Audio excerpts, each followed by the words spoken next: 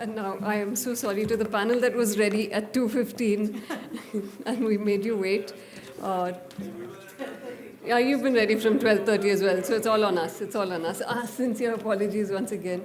On fortifying the core, building a cyber resilient and geopolitically agile GBS model, if I could invite, please, Dr. Lopa Mudra Basu, who is cybersecurity thought leader at and MD at Cybersecurity and Technology Controls InfoSec Gurukul.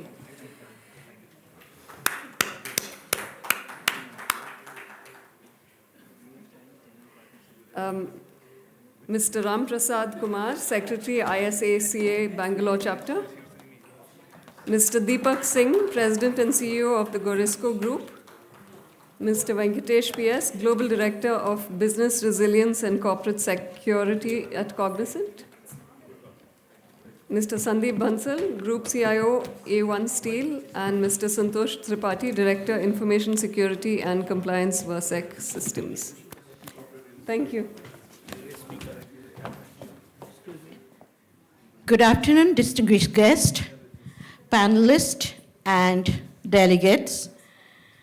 I would like to thank the organizers, Santosh ji and Mahe, for providing this platform to connect us with you all.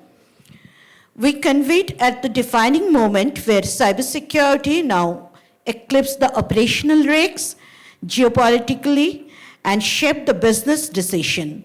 The digital trust defines market leadership for GBS and GCC ecosystem. Resilience is no longer a technology construct. It's a kind of board level mandate today and strategic differentiator. As enterprise conform to the cyber warfare, fractured supply chain, regulatory fragmentation, and AI-led disruption, the critical question has shifted from if to how. First, can we recover and lead after disruption? India stands at a strategic inflection point where its scale, digital depth, and talent strength, it can evolve from global delivery hub to a global cyber resilience and recovery center, provided governance, leadership, and execution rest in equal measures. Today, panel will move beyond the optimism to realistic leadership, from boardroom risks to recovery velocity, and from cloud first to resilience first thinking. Let's begin this vital conversation on fortifying the core and shaping the future ready, geopolitically agile GBS model. Venkatesh, let's start with you. When boards across the globe meet today, what are the three most critical cyber resilience risks related conversation for IT and GBS leaders? Hi, this is Venkatesh here. I'm from Cognizant. I handle the global business resilience practice. Thanks for this opportunity, Lopa and the team, Manipal. So with respect to answer to the question, the top question from the board nowadays is, are we resilient? Right? That question is $1 million question, because considering the pandemic that we only saw the word pandemic in our BCM terms many years back, but last 4 years we are living with that term, right? So companies were not prepared on that. So this COVID really taught a lot of companies a lesson about what is the importance of having organization resilience. So the main question is, are we ready to face the cyber attacks or AI attacks with respect to the AI adoptions, number one.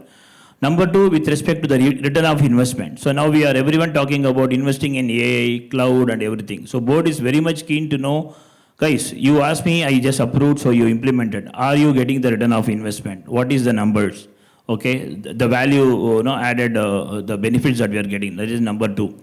Considering the different geopolitical stuffs and GBS across the world, the delivery centers across the world, if some center goes down, are we ready to operate from another center? That is another main question. If at all that particular center has to be recovered, what is your strategy to bring that particular center up, and what is your what is it, time that you will take to recover that center? That is number one. If at all you can't recover that center, what is your strategy to run the business without that particular center, or what is your plan to run your business leaving that center from another center? So these three things plays a very important question from during the boardroom discussion. Very well articulated, Venkatesh. Now, Deepak, a direct question to you.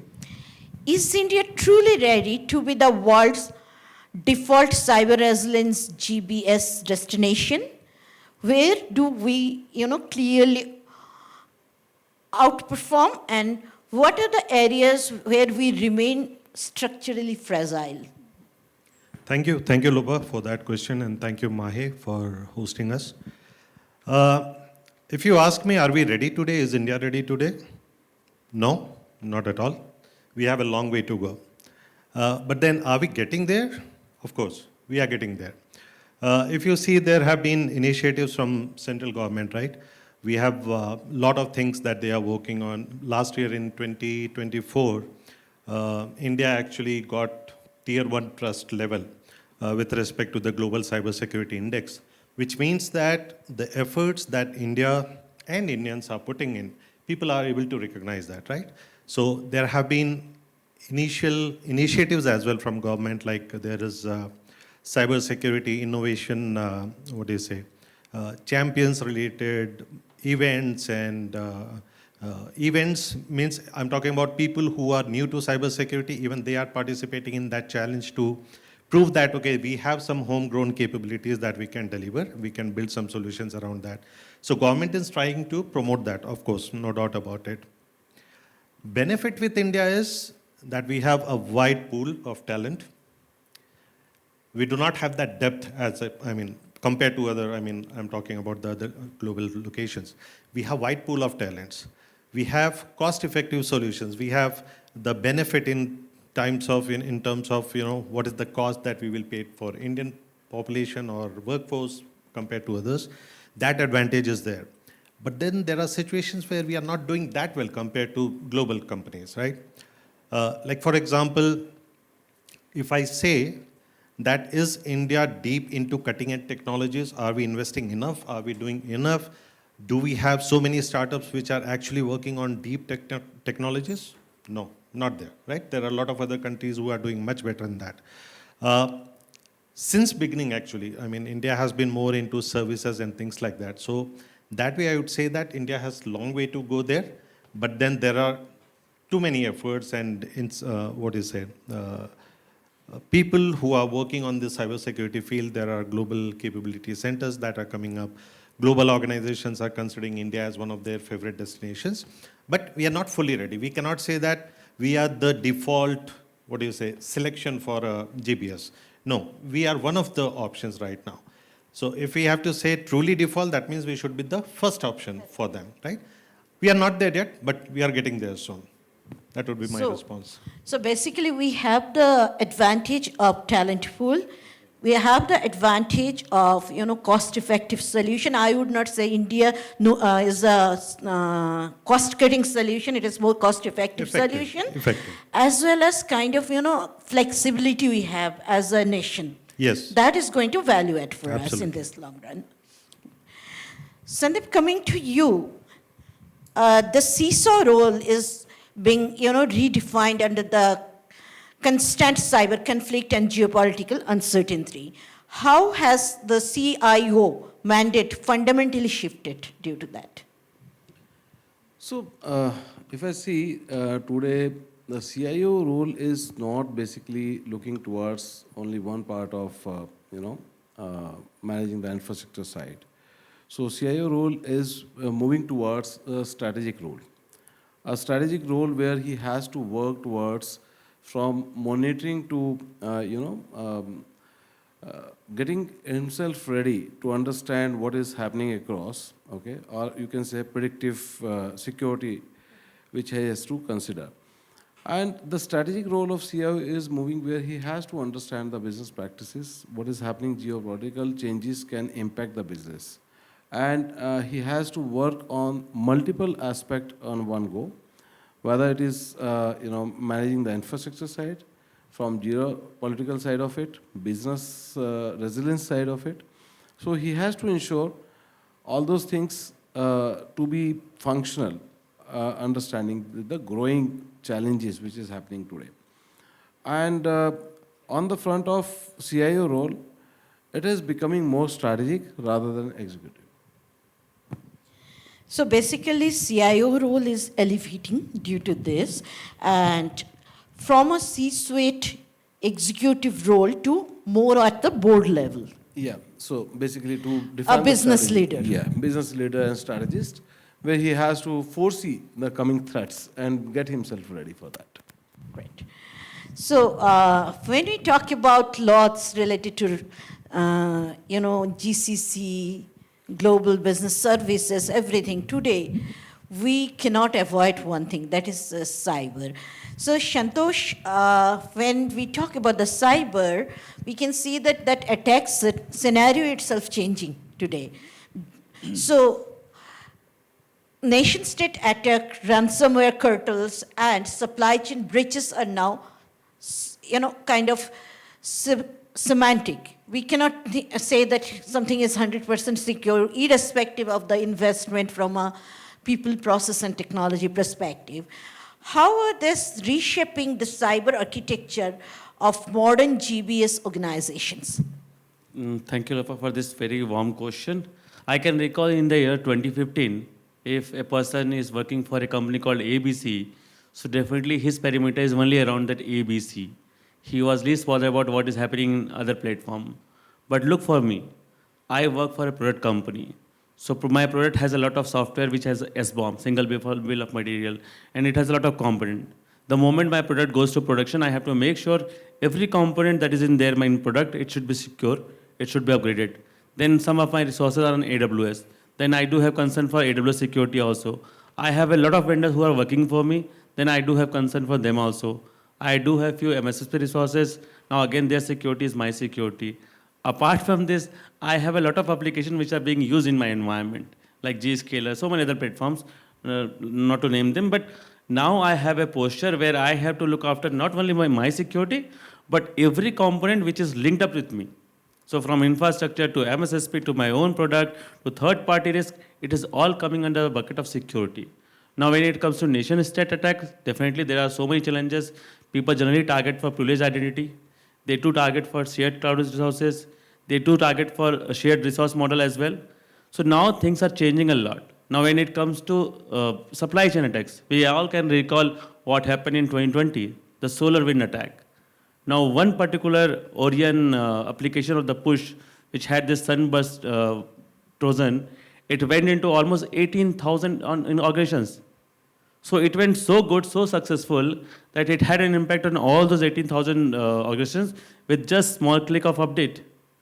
This is what the supply chain attack is. And it was not the problem of the OEM. It was the problem of that particular push that has been given to all those organizations.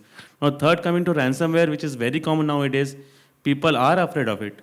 Because the moment a ransomware attack happens, it comes into the media, it comes to all platforms, and then the major thing is disruption of business, which no company ever look for it. Now people have to become fragile, leadership has to become fragile, people have to look security very seriously, and not from the organization point of view. Every link that is associated with the company, it has to be analyzed, evaluated, and a lot of actions are supposed to be remediated in terms of actions, policies, people, so many things are supposed to be evaluated. So what we have seen 2 years back are not the case right now. Things are changing, I believe, every day. So security has to be taken very seriously as per the pacing round we have.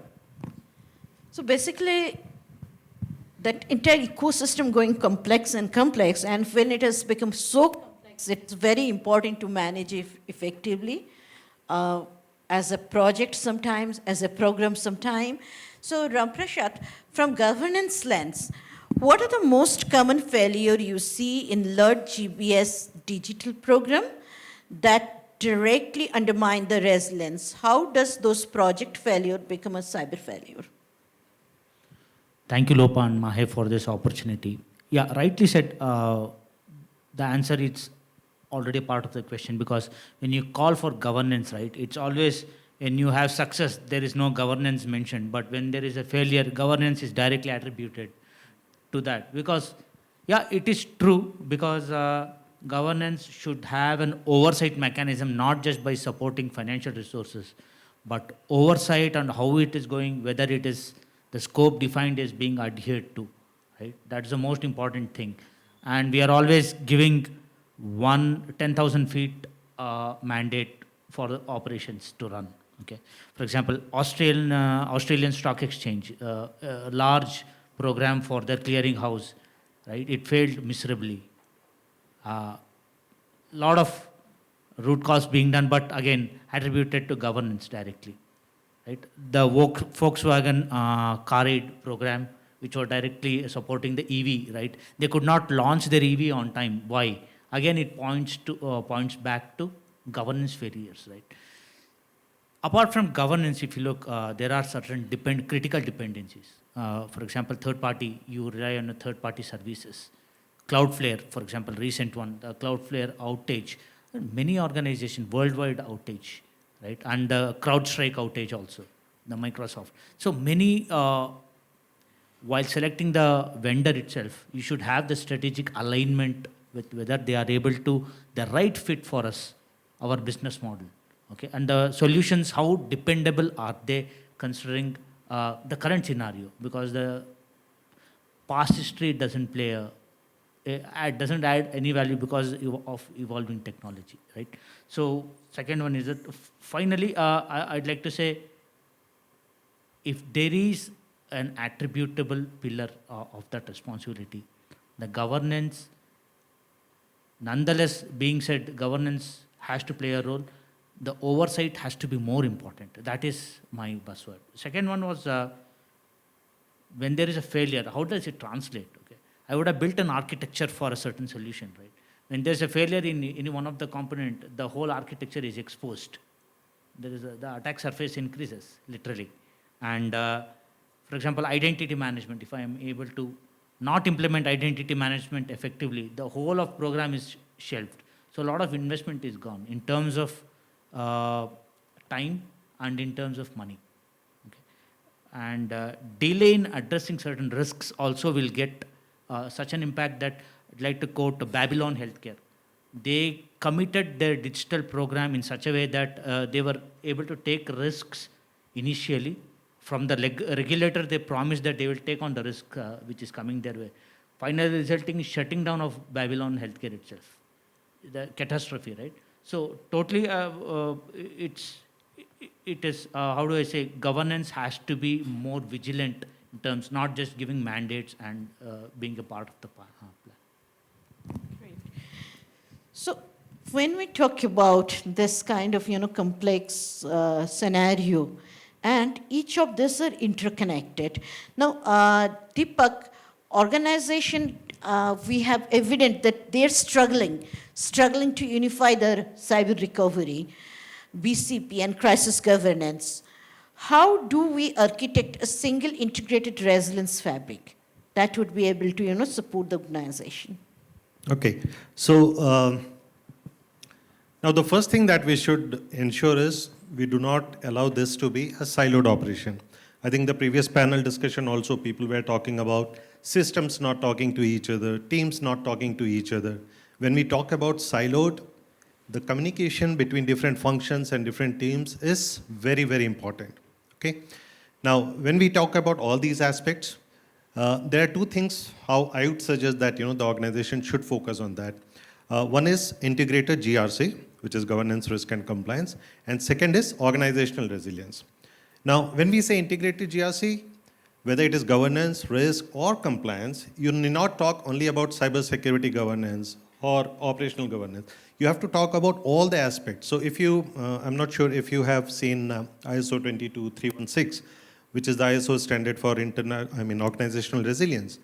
It talks about not just business continuity, it talks about information security, cyber security, financial management, HR management, right? Crisis management, emergency response, everything. So when you talk about the resilience, right, all these things have to be integrated together. They have to work in a connected way, and only then you will be able to respond to the incident or respond to the whatever is the disaster appropriately. Now, out of all these, because we are into that consulting business, so when we work with the clients on ensuring that can we build resilience into them, they understand that this is not just about business continuity. Resilience has multiple things to be taken care of, right?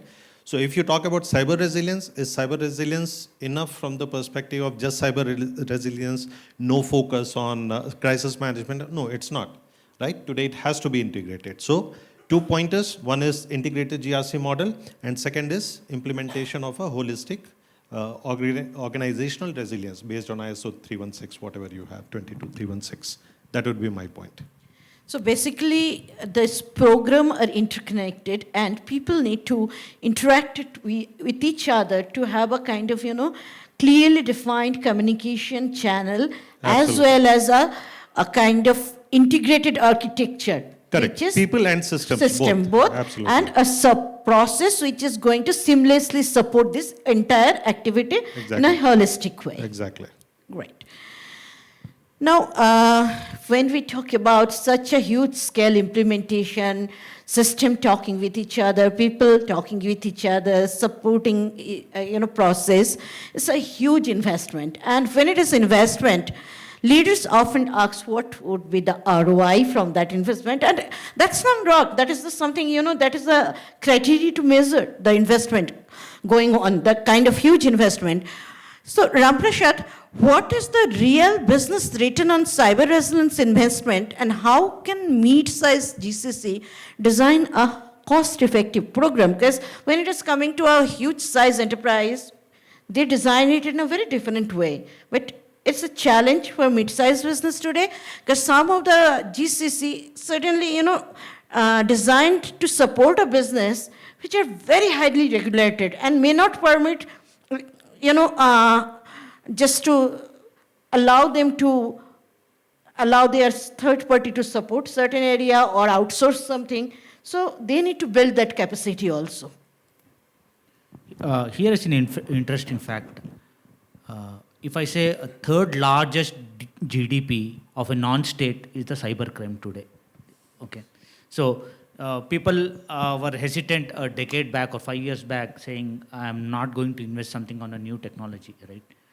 But then today's scenario is keep up that resilience, okay? I don't mind ROI because typically, as Santosh was quoting, the ransomware attacks, right? They cost the business itself. I mean, if you encrypt all my data and demand billions of dollars, where's that? After that, post that, what happens also is regulators fine you. They penalize you because it's not your data. You're playing with customers' data. You're playing with the patient's data or the regulator data itself, right? So the traditional method of ROI, right, may not apply.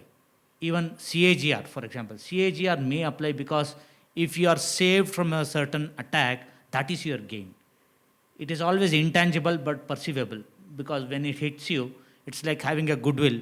If someone hits your goodwill, it's gone. You can't measure it, right?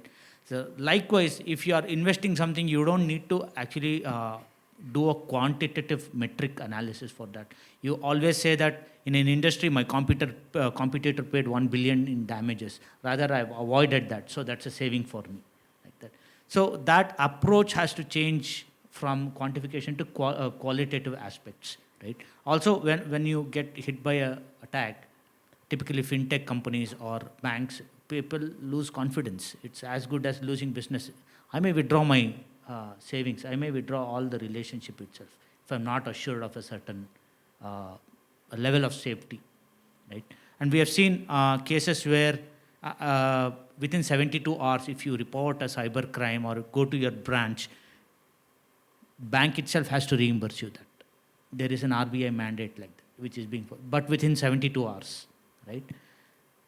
So think about that. Now, what does the bank think? Now, I have to shield myself with awareness campaign. I have to invest something. I have to shield against a certain, I have to do an MFA. Let me do that MFA. Okay, I don't care, but it has to be there. So that's one approach. Second part is whenever a mid-sized GCC is there, it's always cost optimization. The labor arbitrage or the infrastructure arbitrage that I'm coming may be compensated by something else. Because I am a GCC, I do have a relationship with the geography around me, right? Where I can leverage, for example, SOC centers, India versus Philippines. If you have already there, GCC there or SOC there, leverage it from there as a shared service, okay? If you are someone whose core is a product and you're dealing with product, focus on the product. Outsource the unwanted services. It is more cost effective so that you focus your entire strength on your core areas, right? The other point is whenever as a player I have risks, classify all your crown jewels and address those risks only, which are of priority. Right? You don't need to go behind every risk, right? And if you quantify it, is still better. So address only those risks which are applicable to you and prioritize it. Finally, cloud services is there today for everything. So you don't have to have a, how do I say, incentive for setting up GCC here itself. You can do it from cloud, many of the services, right? Finally, there is some talent pool if you have. Reskill or upskill them, okay, so that you can redeploy them as and when there is as the shift left concept happened, right? So many of them got reskilled. Likewise, you could find those opportunities as well for GCCs. Yeah, I have one point to add. In terms of this ROI, right, every time when one of my clients asks something like that, okay, we are investing this many $100,000 or $1 million, what is the ROI? So my take is, consider these investments as the insurance premium that you pay for your life.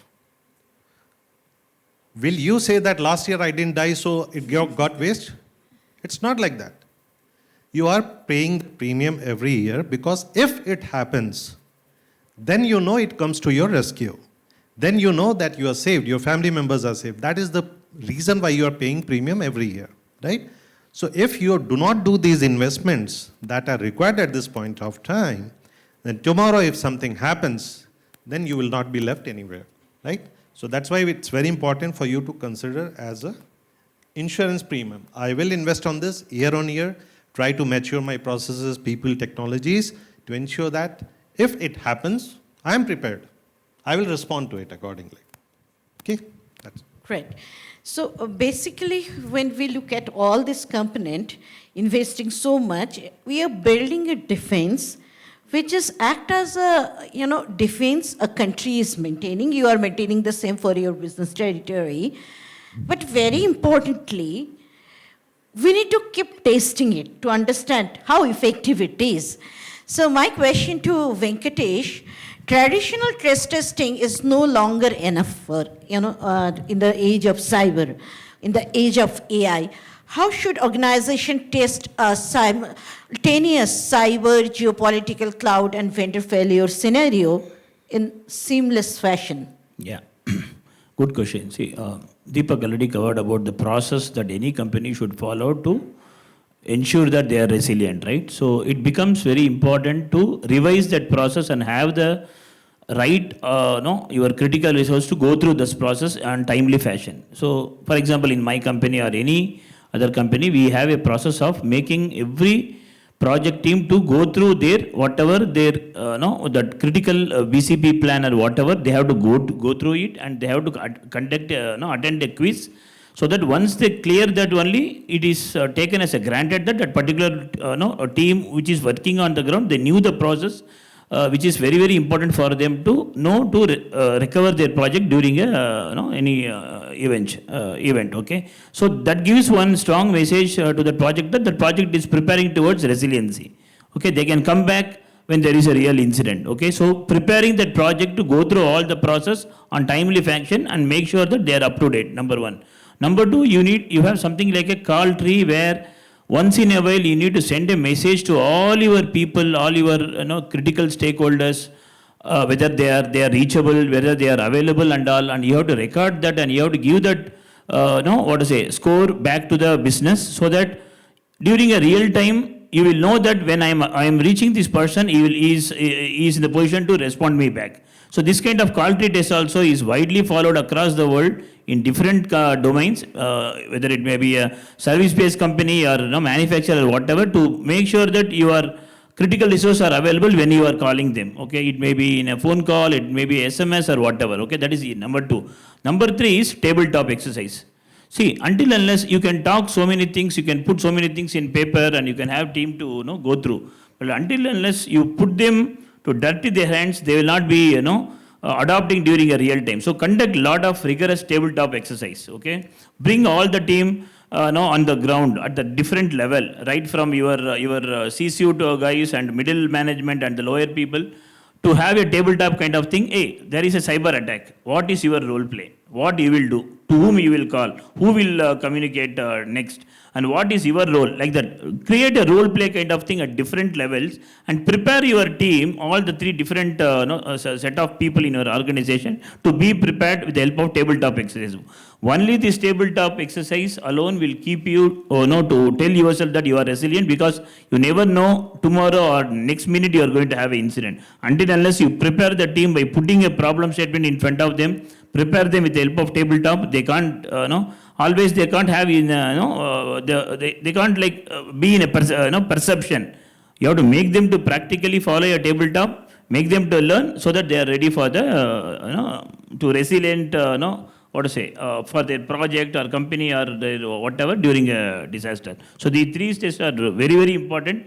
It may be 10 years old, but this is very, very widely practiced now also across the world.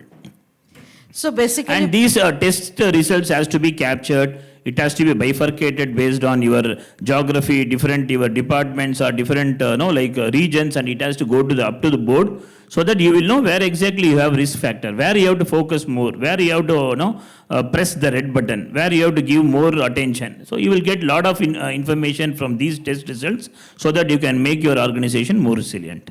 So basically, exercise making the organization perfect. Exercise, preparation, all those things, yeah. So Venkatesh, as follow-up question, you have a huge industry experience. So while conducting this kind of test, we need to engage our executives, top management, middle management. What is the most weakest link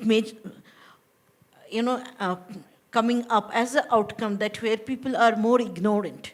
Which level? See, frankly speaking, middle management is okay, but the lower, this thing is, they are the guys who are working on the ground, they are very much concerned about how I am going to keep my customer happy, what is my day-to-day deliverable. They will least bother about what is my responsibility towards making my, my things resilient, okay? They will only break their head during a real time. Okay, so I'm seeing a weak link with respect to the people who are on the ground. Likewise, it was kind of ignorance at the top level also till we hit the pandemic.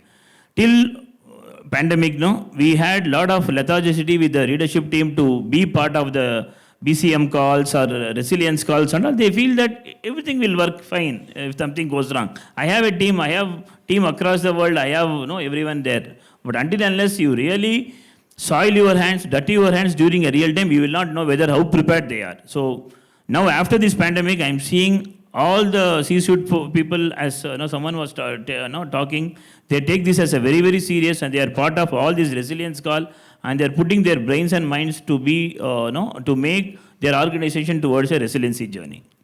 So basically, pandemic is not only elevated the cloud services 40%, also elevated some of the function of the organization which are mandatory but thankless function. Exactly. Now, while doing all this regulation, because government also need to ensure as a country, as a nation, we are ready, right? So they are also supporting the business. From that perspective, Santosh, are Indian enterprise regulation ready or merely regulation reactive? How prepared are GCC for DPDP Act 2023, CERT mandate 6 hours reporting, global data transfer, cross-border regulation? What is your view on that? So I'll again reiterate what Deepak just stated before in the first question itself, that are we ready? We are becoming ready. Are we fully ready? No, not to that stage. Now again, I'm very happy to update all of us that 65% US company security is being managed by Indians, being in India. This is what we are. But when it comes to our own infrastructure, when it comes to our own regulations, are we ready? No. You'll be seeing a lot of Indian companies, they do not follow law for any reason. Either we are not aware or we know how to get our tasks done. I am very much thankful to the government of India who recently came up with DPDP. It has the entire process listed from data generation to processing to execution to storage to deletion also. We do have very clearly highlighted things, who will do what, and if something is not done, what would be the penalty. And I definitely want to see penalties are being levied. If you'll go for any GCC, global GCC, people are very much into HIPAA, high-tech, high-trust, PCI DSS, or maybe, for example, GDPR. They are very much afraid of those regulations because something goes wrong, they are being fired, penalties are being levied. But when it comes to India, we know how to take our tasks done. Yesterday only, I have been approached by an Indian who, CFO, who was asking me, Santosh, my ISO got expired in 25th of July. Do you know somebody who can get this reactivated within 1 week of time?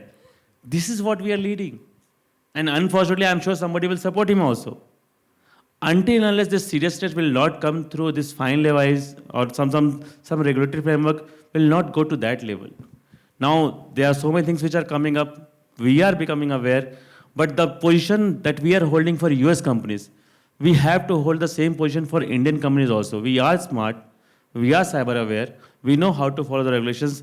That tweak has to be inserted by fine, by awareness, or maybe by government enforcement. So we are ready. That tweak is needed.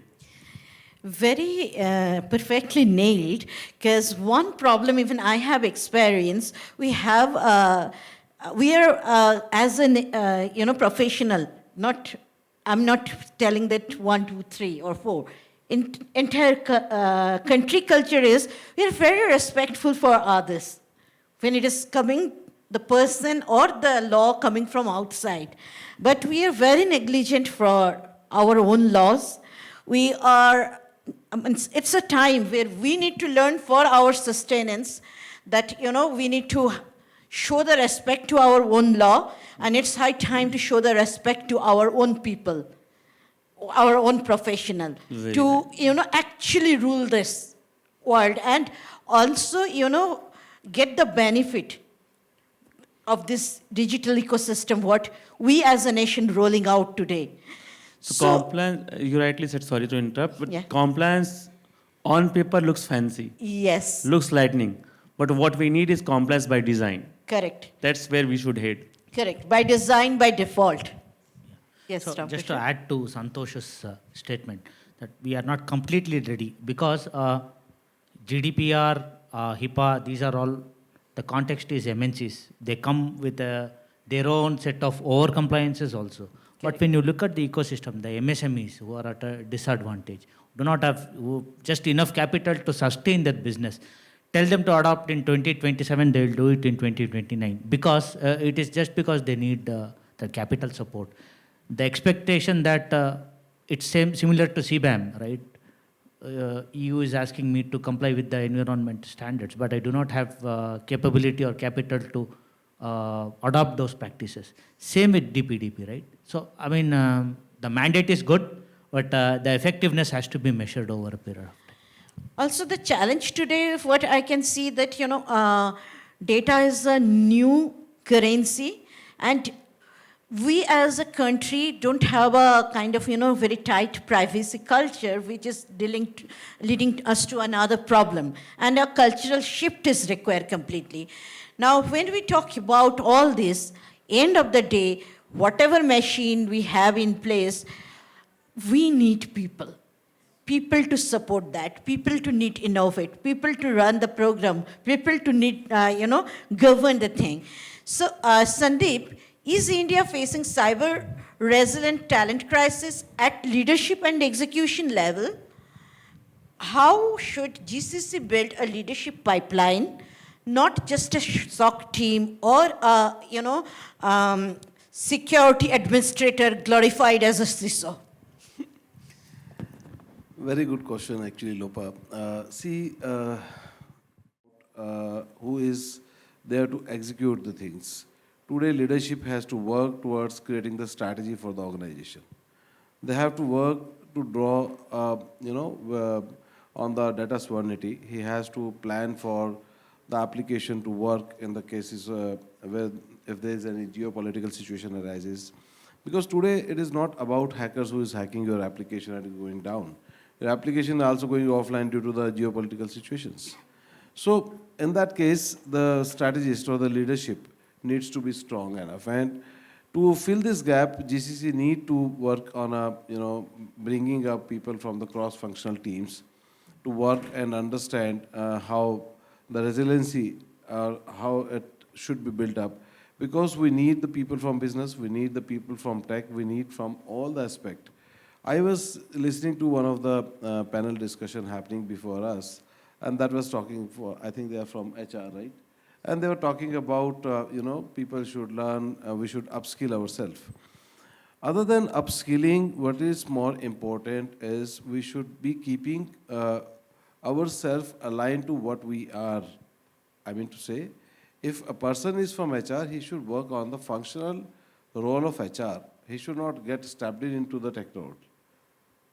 Similarly, when there is a person who has in a GCC, when they are choosing for people, there should be people bringing from all the aspects, because the business people will guide what is going to be the impact of a geopolitical situation to their business and how the tech is going to help them to come out of that situation. So both have to work hand in hand to come out of that situation, right?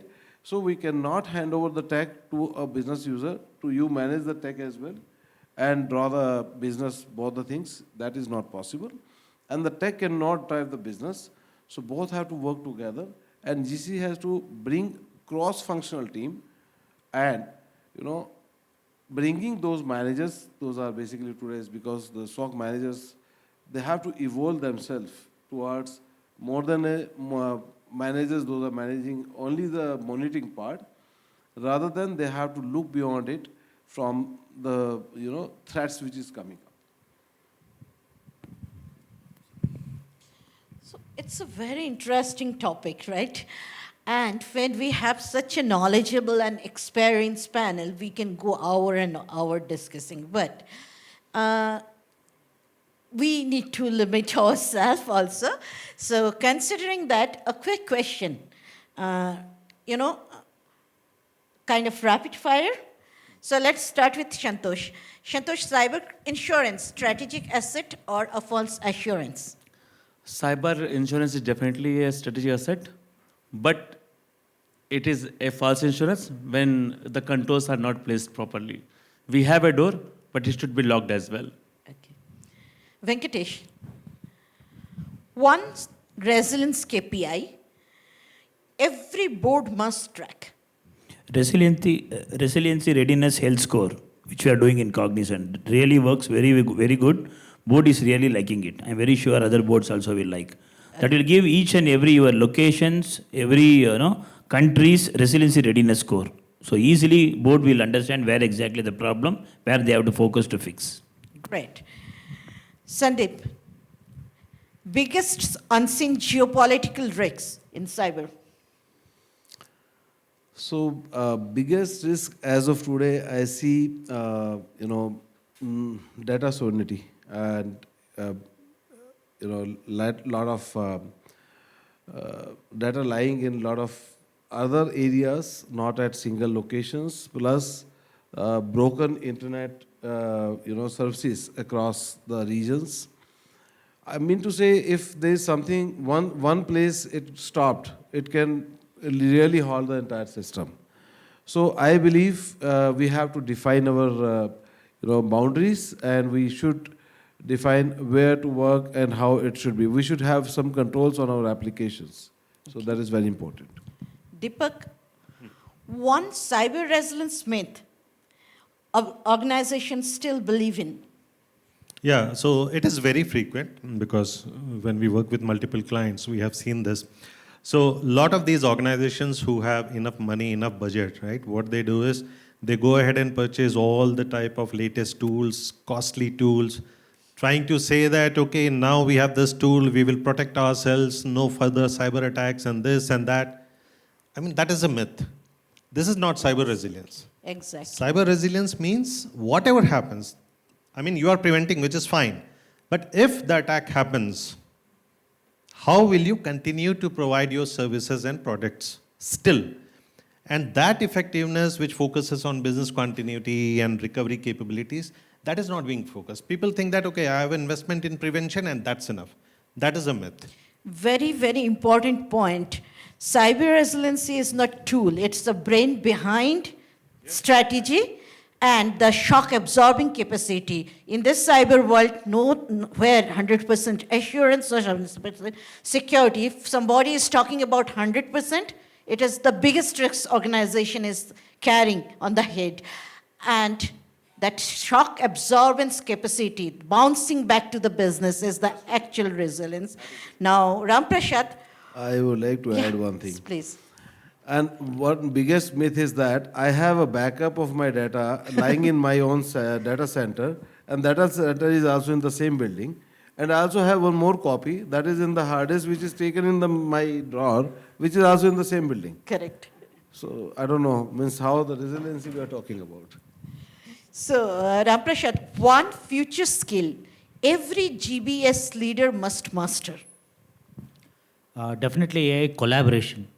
That means today we are in a scenario, right? Everyone is saying, I'll have to adopt AI. But adoption of AI is one way, but how to apply it to your organization and your context with the people, right? That is the collaborative skill that each leader has to see. And that means he himself as a leader has to understand, how do I apply AI deep down inside my organization? Thank you to our distinguished panel for bringing such a, exponentially sharp and forward-looking discussion. Today's conversation mode are truly a kind of, interesting, and one thing it is uncovering that cyber resilience is no longer about the recovery alone. It is about strategic advantage, national competitiveness, and leadership velocity. Cyber resilience has shifted from IT control, process control, to a board mandate, business surveillance strategy. AI acceleration without AI governance is not an innovation. That is enterprise huge risks at the speed up machine. India is no longer competing only cost and scale basis. It is now competing on cyber resiliency, recovery speed, and digital trust. That is our new capability.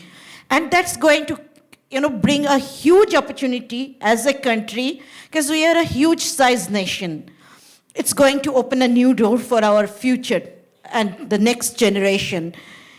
India has the talent and the scale and intend to become a global cyber recovery command center. Execution will decide the outcome. With that, we are formally closing the panel. Thank you all for listening, and now panel is open for a question. If you have any question, please feel free to ask.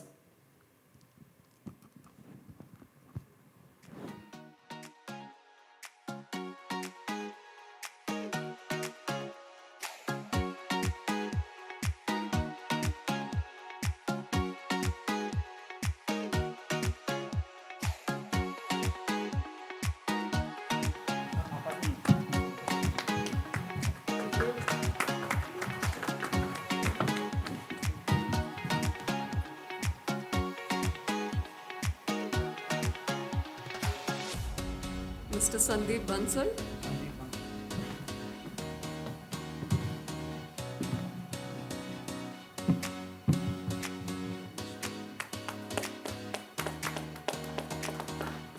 Mr. Venkatesh PS.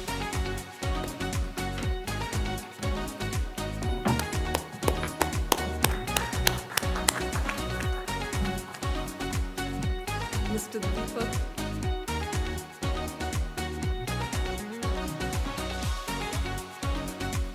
Mr. Deepak Singh.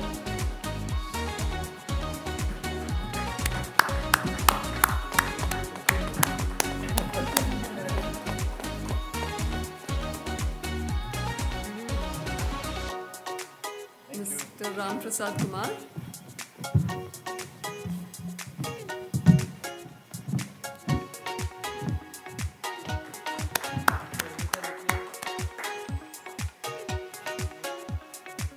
And thank you, Dr. Lopa Mudra Basu. Thank you.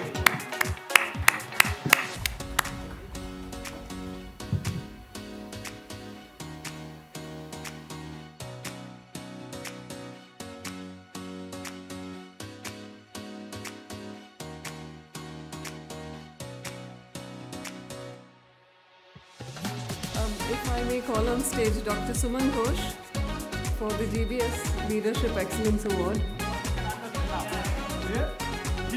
We could survive the crisis and come. For that, let's give him a hand.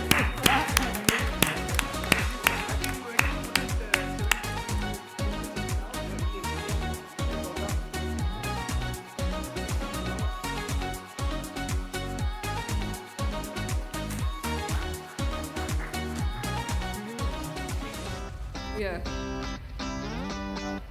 Thank you. And Mr. Ajit Prabhakar from VisionNet.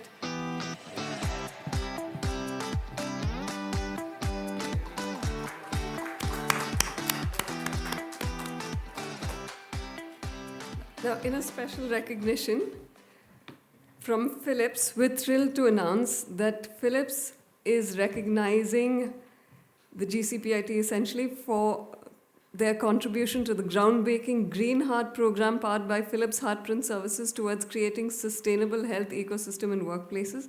I'd like to call Mr. Nandan Bhatia over, please, Director CAD Venture, to felicitate Mr. Santosh. Thank you so much. I wish more people would have been there, but we sincerely recognize the efforts of Mr. Santosh and the entire Global Business Services Summit 2025 to promote the sustainable health. I think it's very, very important to make our workspaces healthier and ensure that the living is much more appreciated by everyone, especially in the corporate ecosystem. And thank you so much, to allow Philips Heartprint Services to speak in the morning. Mr. Adarsh spoke today that how much important it is, right, to get the early warning to prevent the diseases, right? And I think that's is very, very critical for all of us. Thank you so very much.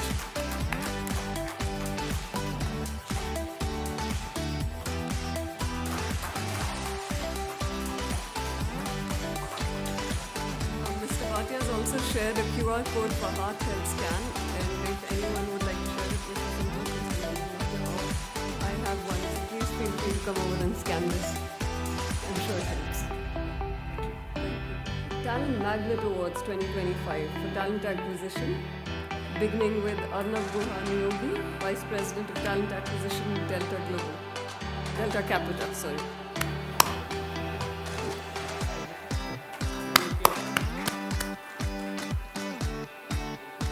Mr. Subbu Iyer, Founder and CEO, Giga Technologies Private Limited. Mr. Ajit Prabhakar, oh, we've done that well. Mr. Bhavat AN, Associate VP, Growth Shenzhen.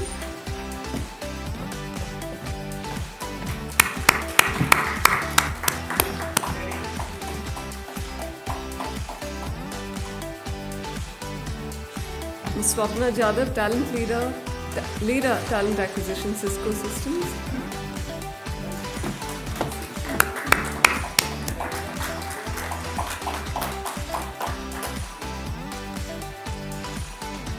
Mr. Anjan A, Vice President Northern Trust.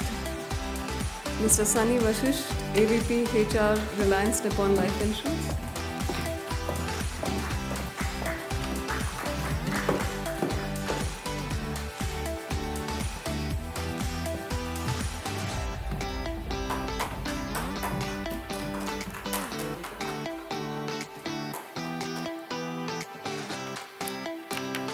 Mr. Dipanshu Anand, Regional Head of Talent Acquisition Operations for Sweden and EMEA.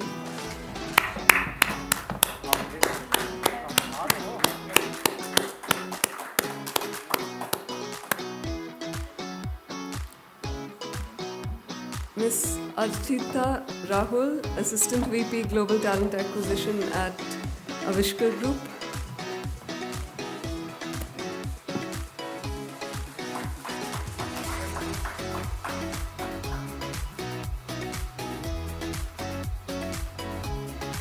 Ms. Kalyani Gajarla.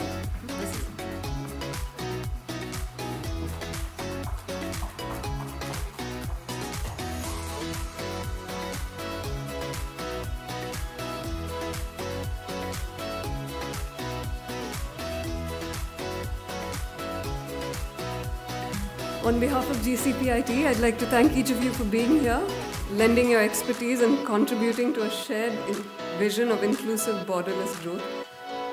And more than anything, for your patience waiting through the day for each and every event. Thank you so much.